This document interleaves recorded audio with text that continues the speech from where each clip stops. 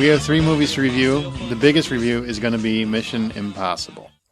Mission Impossible Ghost Protocol came out in IMAX and regular old little pissant theaters. I saw it in IMAX. Scott saw it in regular theater. Justin, you saw it in regular. Brian? Regular. Ooh, so I'm the only IMAX motherfucker. Justin is going to start the review. So, Justin, what is this about? Mission Impossible Ghost Protocol is about... it starts off with a mission that does not involve Ethan Hunt, which is nice. And it actually starts off with... what's the name of the guy? Josh Holloway. Josh Holloway. From the trailers, I assumed he had a fairly large role in the movie. Not so much. He starts off the film. You see him at the tail end of his mission. Unfortunately, he's trying to get away with an item. You don't know what that item is. He looks like he gets away with a nice, cool little air gadget. And as he's walking away, he gets a text message, looks down, looks up, and it's all over for him. From there, we go to a jailbreak for Tom Cruise. The film really goes all over the map. From Russia to Dubai to India, it's all over the place. But it's unlike the other movies where Tom Cruise always has this feeling that he is at the forefront of a large department that is behind him. In this movie, he and his team are very much alone, because the Impossible Mission Force is basically shut down after he and his team are framed for the destruction of the Kremlin, where they're sent to retrieve some items that are necessary to find out what's going on with some nuclear weapons. The only thing I didn't care about this movie, or care for, is that I never really got a good sense of who the villains were. And that's from the beginning, almost all the way through to the end of it. In the past Mission Impossible movies, I felt like I really kind of understood who they were up against, why they were up against them, and the motivations involved. In this one, I really didn't get a deep sense of who they were fighting against, but that doesn't take away from the awesome spectacle of what they had to do when they're up against this enemy. And the trailers show you just a brief glimpse of the awesomeness that is contained in this movie, as his team has to go on their own, taking what items they can, and then just hoping that the supplies they've got, the intelligence that they've got, is going to enable them to survive and succeed in the mission at hand. And it seems like at every possible turn, they come up against something they didn't expect. They're always behind the 8 ball. You never feel like they're in a position of success. And I love the way that created this continual feeling of that they're in danger, and that the world is in danger. I don't think I did a very good job of reviewing the film. I will say that I enjoyed it immensely. I think Tom Cruise, he does with Ethan Hunt, which very few other actors can do with a character, in that when I'm watching this movie, I don't see Tom Cruise. I see the character he's playing of Ethan Hunt. Most movies I go to, I'm always kind of seeing them both. He disappears into this role, does an amazing job carrying it through. Jeremy Renner is so restrained in his character. Paula Patton, who is the female lead in this movie, oh my God, she is just drop dead gorgeous. Yeah, but she's also entirely believable. Yeah, a lot of, and I don't mean to sound sexist, but a lot of women are put into roles where they have to be an ass-kicking person.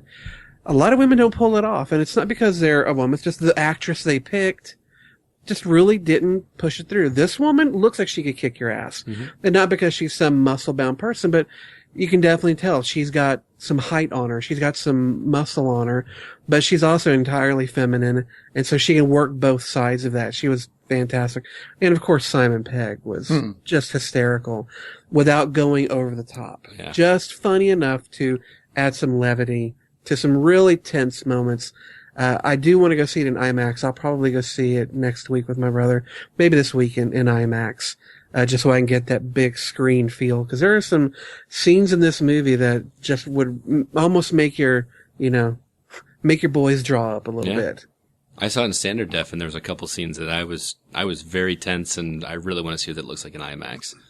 That whole Dubai scene is incredible. It really is. That's kind of the spectacle. The Dubai is this scene on the skyscraper, right? For those that don't realize it, right.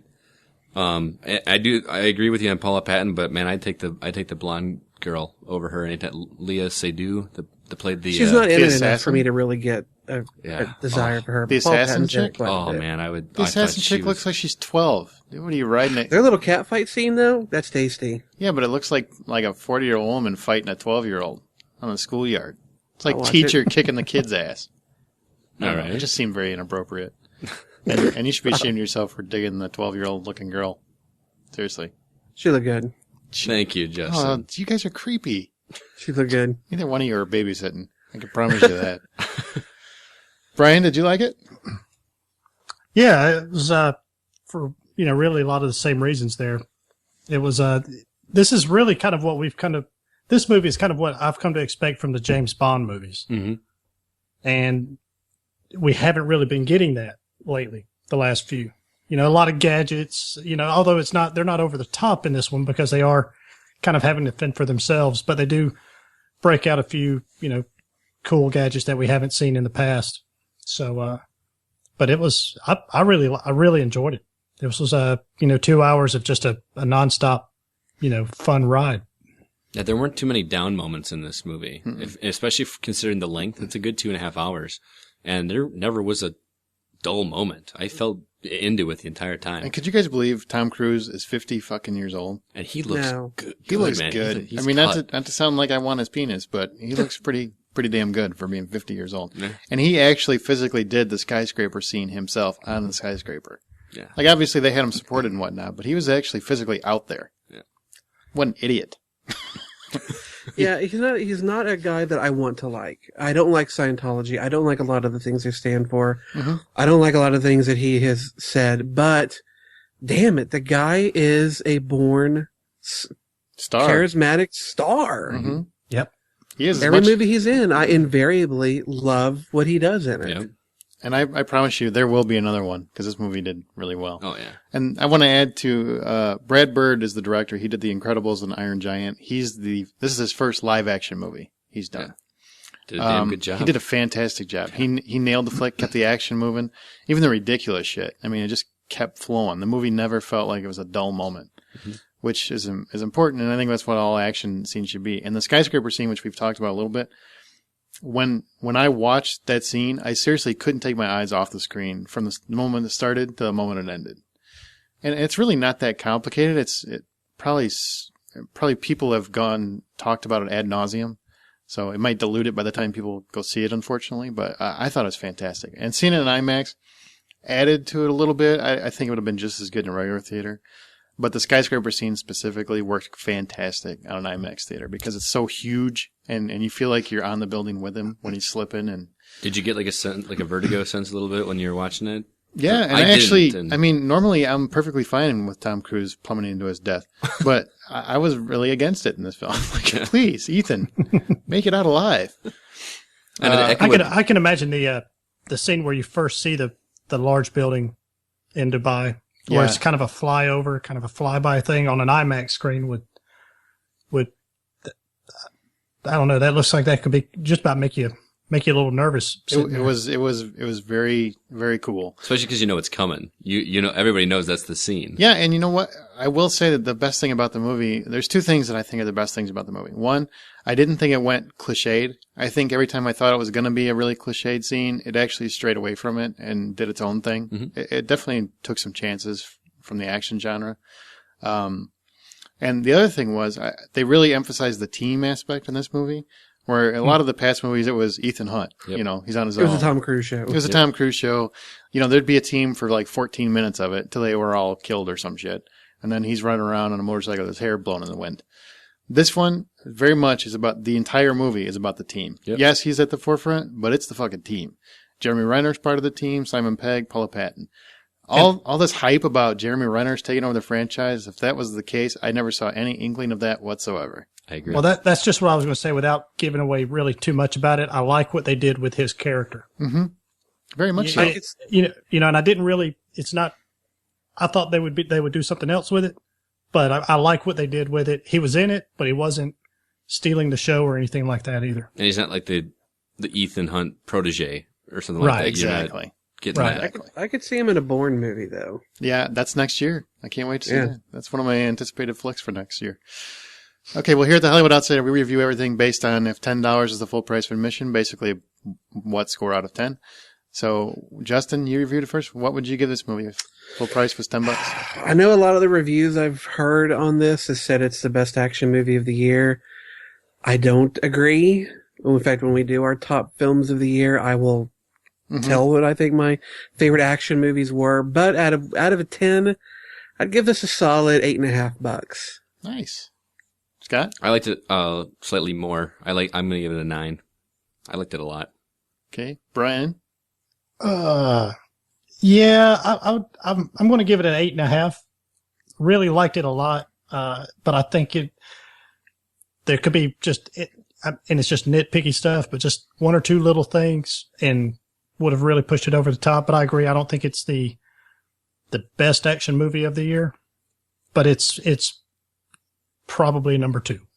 I'm in the exact same boat. It's number 2, and I give it a 9. So Can I add one other thing too? you can. Brian was mentioned about the gadgets and that kind of thing, and that I don't want to gloss over that too much because there are some really clever. What if I would have said things. no? Would you have kept talking? No, I would have shut up. It's your show, man. Go ahead. Some of the stuff they do with the gadgets are just so clever.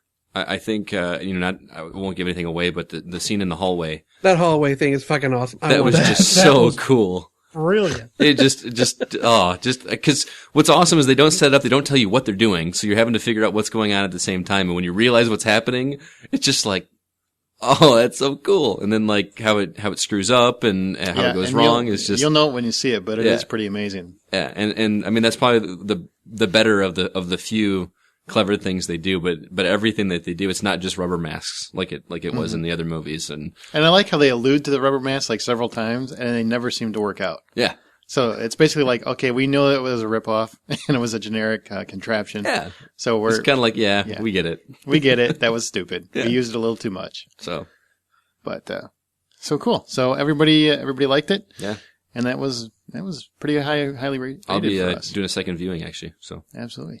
And that was Mission Impossible Ghost Protocol.